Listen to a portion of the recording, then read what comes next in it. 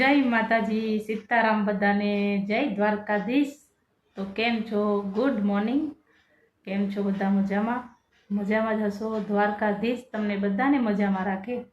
તો સવારમાં મેં વિડીયો ચાલુ કરી દીધો છે અને જો હમણાં જ મેં શિવને સ્કૂલે મૂકીને આવી છું અને આજે લગ્નમાં પણ જવાનું છે અને ઘરનું કામ બધું પડ્યું છે, પણ કાંઈ વાંધો નહીં, હાલો પછી ઘરનું કામ તો પછી થઈ જશે, એનું કોઈ ટેન્શન નથી। અને તમને મારા વિડીયો ગમે તો કમેન્ટ કરજો, તો હું રોજ ડેલી વ્લોગ નાખીશ। કમેન્ટ કરો તો મને ખબર પડે। અને તમારા બધાની શિવરાત્રિ કેવી ગઈ તે પણ જણાવજો। અમારી શિવરાત્રિ મસ્ત ગઈ છે। આજે અમારા લગ્નમાં જવાનું છે, પણ ક્યાં જવાનું છે એ નથી કહેવાનું, કેમ કે બધું સિક્રેટ રાખવાનું છે। તમને ખબર પડે તો ઠીક છે, નહીં તો મારાથી કહેવાય નહીં, પણ હાલો લગ્નનો પણ તમને થોડુંક મેં બતાવીશ કે જ્યાં ગયા હતા ત્યાંનો થોડુંક વિડીયો લઈશું, એ પણ તમને બતાવીશ। તો હાલો ફટાફટ થોડું ઘરનું કામ કરી લઈએ।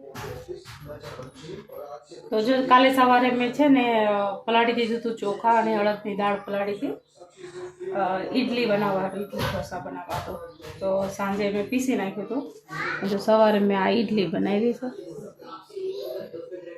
ઇડલી બનાવી નાખી। આ નારિયેળની ચટણી બનાવી છે, જો નારિયેળની ચટણી હજુ થોડીક બનાવવાની છે, બનાવી દો હવે।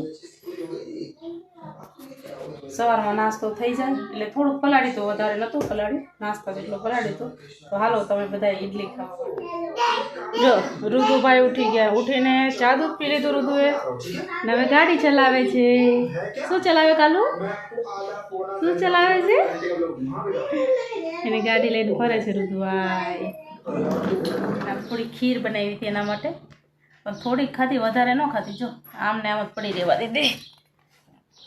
ઋતુ તાર ખીર નથી ખાવી દીકુ? નથી ખાવી? નથી ખાવી?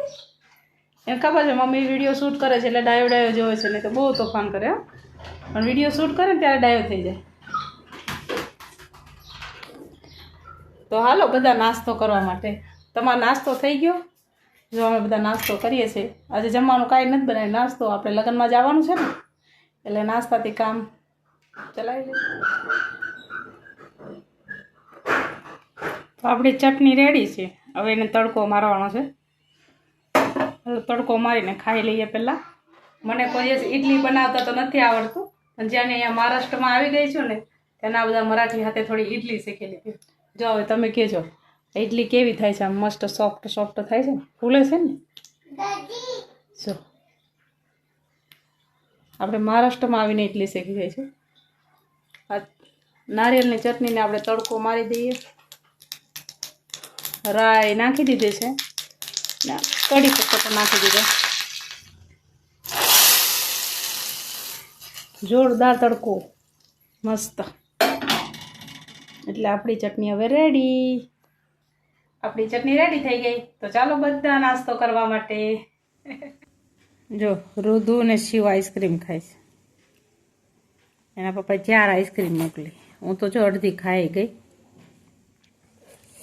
કેવી લાગી આઈસ્ક્રીમ? સારી લાગી। તારી આઈસ્ક્રીમ ઓગળતી નથી શિવ? જો કેટલો બરફ જ છે, અડધી ખાઈ ગઈ ને તો બરફ નહીં બરફ છે, એકદમ આઈસ। રુદુ જો, રુદુની થોડી ઓગળી છે હવે, નહીં રુદુ? તને તો કે મસ્ત લાગે છે। તને મસ્ત લાગે છે? તો હમણાં કેમ એમ કે તો માર નથી ખાવી?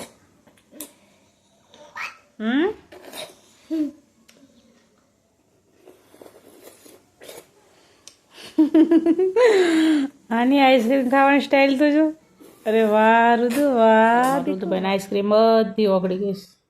રુદુભાઈ જો આઈસ્ક્રીમ વાળા થઈ ગયા। હવે પી જા રુદુ, પી જા, પી જા। આવો એમ નહીં, આ નાખી દે, એ નાખી દે, અંદર ન નાખાય, પી જા। જો રુદુ આઈસ્ક્રીમ પીવે છે, પી જા ice cream. Very good, very good, very good, very good. જો આઈસ્ક્રીમ પીવે છે, અમારે આવું હોય જો ભાઈ, આઈસ્ક્રીમ ઓગળી જાય ને એટલે પછી પી જવાની હોય, વેસ્ટ ન કરીએ અમે, નાખી ન દઈએ, પી જાય આઈસ્ક્રીમને। બસ બસ ચાલો ખલાસ થઈ ગયું, લાવ દે હવે વાટકું દે, બસ તાવ આતા ધોવા છે, હાથ ધોવા છે તારા?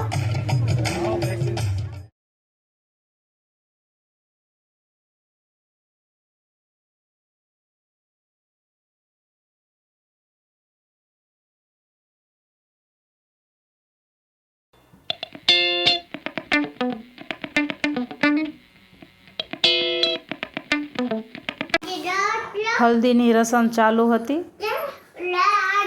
આજે આપણી ભાષામાં પીઠી કહીએ, પીઠીની રસમ ચાલુ હતી ને લગ્નમાં બહુ જ મજા આવી.